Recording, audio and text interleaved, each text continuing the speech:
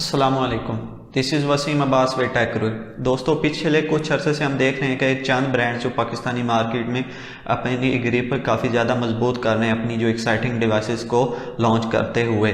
जी हाँ, मैं बात कर रहा हूँ इन्फिनिक्स की। हमने रिसेंटली भी देखा है कि इन्फिनिक्स की काफ़ी एक्साइटिंग डिवाइसेस हमें पाकिस्तान में देखने को मिल रही हैं। उसी तरह इन्फिनिक्स ने अभी रिसेंटली अपनी नोट 11 सीरीज़ पाकिस्तानी मार्केट में अनाउंस कर दी है, जिसमें बेसिकली दो फ़ोन्स अनाउंस किए गए हैं, नोट 11 और इन्फिनिक्स नोट 11 प्रो। लेकिन इस वीडियो में हम सिर्फ इन्फिनिक्स नोट 11 के बारे में बात करेंगे, क्योंकि वो डिवाइस अपने बजट के लिहाज से काफ़ी ज़्यादा एक्साइटिंग ऑप्शन लग रही है। और अब अगर हम इस फ़ोन के डिज़ाइन की बात करें तो उसमें भी हमें इन्फिनिक्स अपनी हर नए स्मार्टफोन में कुछ नया से नया ट्राई करता हुआ दिखाई देता है। इसी तरह जो नोट 11 है उसका हमारे पास जो बैक पे डिज़ाइन है वो नोट 10 से काफ़ी ज़्यादा इम्प्रूव्ड किया गया है किसी न किसी हद तक। तो बैक पे हमारे पास एक ट्रिपल कैमरा सेटअप है, जबकि फ्रंट पे हमारे पास एक जो टीयर ड्रॉप नॉच में एक डिस्प्ले देखने को मिल जाता है। जबकि इसकी हमारे पास जो थिकनेस है वो हमारे पास 7.9 मिलीमीटर्स है, जबकि इसका वेट हमारे पास अराउंड 184 ग्राम्स देखने को मिल रहा है। और उसके साथ साथ हमारे पास इसमें एक ड्यूल स्टीरियो स्पीकर भी देखने को मिल जाता है, जबकि ये फ़ोन हमारे पास 3 कलर्स में देखने को मिल जाएगा।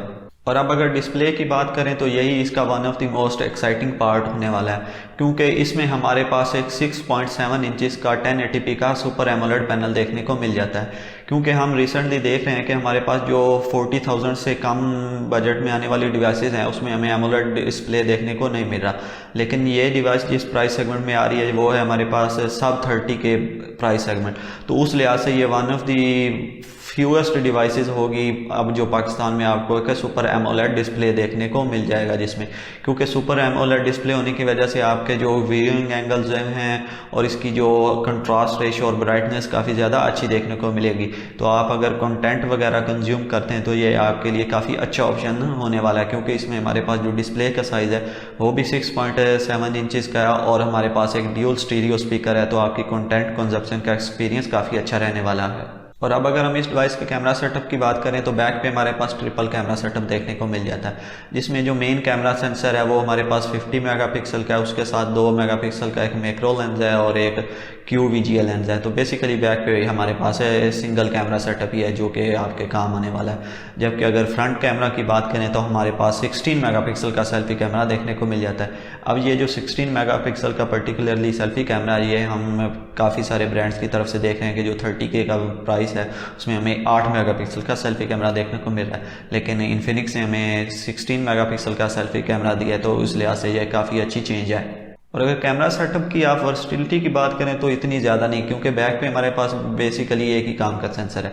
लेकिन चूंकि हमें एमोलेड डिस्प्ले मिल रहा है और ये बाकी फीचर्स भी इस डिवाइस के अच्छे हैं, तो हमें जो अल्ट्रा वाइड सेंसर पे कहीं ना कहीं कंप्रोमाइज़ करना पड़ेगा। और चूंकि हमें जो दूसरी ब्रांड्स की तरफ से जो अल्ट्रा वाइड सेंसर है वो भी 8 मेगापिक्सल के देखने को मिलते हैं, तो I would pass it because of its AMOLED display. और अगर कैमरा की जो वीडियो रिकॉर्डिंग की कैपेबिलिटीज़ की बात करें तो हमारे पास फ्रंट और बैक पे 2K की वीडियो आप बेसिकली रिकॉर्ड कर सकते हैं। और अब अगर हम इस डिवाइस की परफॉर्मेंस की बात करें तो इसमें हमारे पास मीडियाटेक का हीलियो G88 का प्रोसेसर देखने को मिल जाता है। अब ये हीलियो का G88 प्रोसेसर हम इससे पहले जो इनका है इन्फिनिक्स का हॉट 11S उसमें भी देख चुके हैं और जो Redmi 10 था उसमें भी देख चुके हैं। तो ये अपने प्राइस सेगमेंट के लिहाज से काफ़ी अच्छा सॉलिड परफॉर्मिंग प्रोसेसर बन जाता है कि आपको ये लो बजट पे एक काफ़ी अच्छी गेमिंग परफॉर्मेंस और आपका जो यूज़र एक्सपीरियंस है वो काफ़ी ज़्यादा स्मूथ निकल कर आपको मिलेगा। और बल्कि हमने रिसेंटली वीवो की तरफ से एक डिवाइस भी देखी है जो कि 30K के प्राइस सेगमेंट के पास आ रही है, लेकिन उसमें हमारे पास हीलियो का P35 प्रोसेसर देखने को मिलता है। तो उस लिहाज से भी ये काफ़ी अच्छी हमारे पास रिफ्रेशिंग ऑप्शन है कि इन्फिनिक्स हमें अच्छा ऑप्शन दे रहा है परफॉर्मेंस वाइज भी। और अगर रैम और रोम की बात करें तो बेसिकली हमारे पास इसमें 2 वेरिएंट लॉन्च हो रहे हैं, 4GB रैम और 128GB इंटरनल स्टोरेज वाला, जबकि दूसरा है हमारे पास 6GB रैम और 128GB इंटरनल स्टोरेज वाला। और इसमें हमारे पास एक मेमोरी कार्ड की स्लॉट भी देखने को मिल जाती है, तो स्टोरेज वाइज आपको इसमें कोई भी इशू नहीं आएगा। सॉफ्टवेयर वाइज इसमें हमारे पास जो इन्फिनिक्स का अपनी कस्टम स्क्रीन XOS 8 है वो देखने को मिल जाती है, जो कि एंड्रॉयड 11 बेस है। और रिसेंटली हमने इन्फिनिक्स की तरफ से देखा है कि इनका जो UI है उसमें हमारे पास दिन ब दिन इम्प्रूवमेंट देखने को मिल रही है, क्योंकि इनमें जो ब्लॉटवेयर की सिचुएशन भी कम होती जा रही है और ऐड की सिचुएशन भी कम होती जा रही है। तो सॉफ्टवेयर वाइज इन्फिनिक्स रेगुलरली काफ़ी अच्छा काम करता हुआ हमें दिखाई दे रहा है। और अब अगर बैटरी और चार्जिंग की बात करें तो इसमें हमारे पास 5000 mAh की बैटरी और 33 वाट की फास्ट चार्जिंग की सपोर्ट देखने को मिल जाती है। तो उस लिहाज से हम देखें तो कुछ ब्रांड्स हमें इसी प्राइस सेगमेंट में 18 वाट की फास्ट चार्जिंग भी दे रहे हैं, लेकिन इन्फिनिक्स हमें 33 वाट की फास्ट चार्जिंग दे रहा है। तो उस लिहाज से यह काफ़ी सॉलिड ऑप्शन है कि आपको बैटरी की टाइमिंग में भी ज़्यादा इशू नहीं आएगा, क्योंकि 33 वाट की फास्ट चार्जिंग भी है और 5000 mAh की जो बैटरी सेल है वो आपको काफ़ी ज़्यादा long lasting battery life provide कर देगी। और अब अगर हम इस डिवाइस की प्राइस की बात करें तो जो हमारे पास 4GB रैम और 128GB इंटरनल स्टोरेज वाला वेरिएंट है वो हमारे पास 31,000 में आ रहा है, जबकि जो 6GB रैम और 128GB इंटरनल स्टोरेज वाला वेरिएंट है वो हमारे पास 34,000 में देखने को मिल रहा है।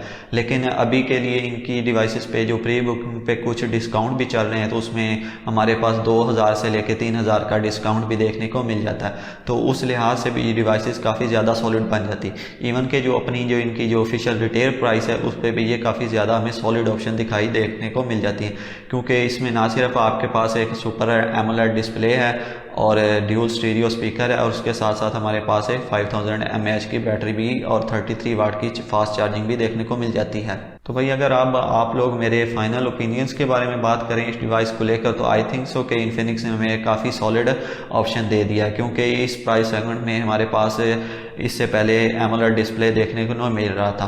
तो उस लिहाज से भी ये काफ़ी ज़्यादा अच्छी चेंज है कि हमें एक सुपर एमोलेड डिस्प्ले देखने को मिल जाता है। और अगर आप इसके दूसरे स्पेक्स को भी कंपेयर करें तो आपको ये काफ़ी ज़्यादा सॉलिड ऑप्शन दिखाई देगा।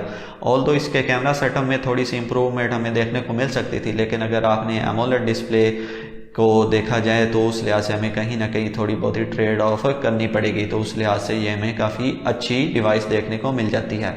और इस डिवाइस को देखकर आई थिंक सो कि कुछ ब्रांड्स को थोड़ी सी इंस्पिरेशन भी लेनी चाहिए कि वो पाकिस्तानी मार्केट को लेकर अपनी अप्रोच क्या रखे हुए हैं, जबकि जो ब्रांड्स डेस्परेट है पाकिस्तानी मार्केट को लेकर वो अपनी अप्रोच किस तरह रख रहे हैं। तो आई थिंक सो कि ये काफ़ी अच्छा लेसन होगा कुछ ब्रांड्स के लिए। तो भैया आप लोगों का इस डिवाइस के बारे में क्या ख्याल है, मुझे कमेंट सेक्शन में लाजमी आगाह कीजिएगा। और आप इन्फिनिक्स की ये जो पाकिस्तानी मार्केट में रिसेंटली अप्रोच चल रही है काफ़ी अच्छी डिवाइसेस को लेकर, उसके बारे में क्या ख्याल है? क्या आपको पाकिस्तानी मार्केट में इन्फिनिक्स का जो फ्यूचर है वो ब्राइट नज़र आता है? तो मुझे कमेंट सेक्शन में लाजमी आगाह कीजिएगा। तो आप लोगों को अगर ये वीडियो अच्छी लगी है तो वीडियो को लाइक करें और दोस्तों के साथ शेयर करें, और अगर चैनल पर नए हैं तो चैनल को सब्सक्राइब कर लें और साथ में बेल आइकन को भी प्रेस कर लें, ताकि आपको मेरी हर नई आने वाली वीडियो का नोटिफिकेशन मिल सके। तो आप लोगों से मुलाकात होगी अब आइंदा किसी नई वीडियो में, तब तक के लिए अल्लाह हाफिज़।